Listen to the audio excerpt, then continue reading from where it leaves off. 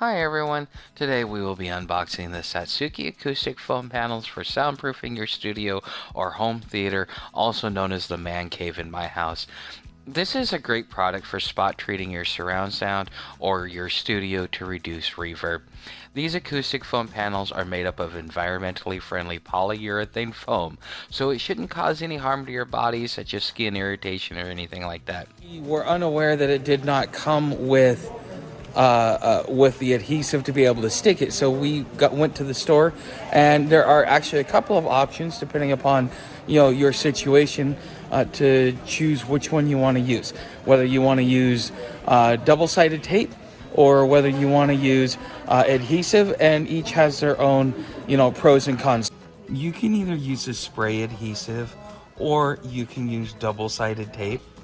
The reason I want to use double-sided tape is because if I need to move it, or if we move out and I don't want to damage the paint, or if you live in an apartment, it's important that you get something that is stickable but can also be removed without causing damage to the walls.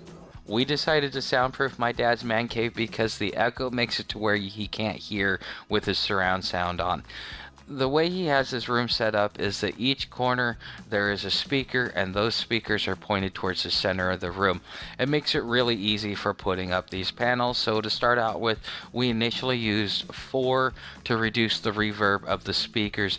You'll want to place the foam panel towards the top third behind the speaker, and this will allow for any bass that is coming from the back of the speaker to be absorbed, as well as you'll want to put another foam panel directly across from where that speaker is pointing. After installing the panels, I asked my dad what he thought, and here's his recommendation. There was a noticeable difference in the reverb and the echoing in the man cave, and the only hard thing about it was putting the stickers on the back of the acoustic equipment. I would highly recommend it for an easy install and for someone who doesn't have a whole lot of money.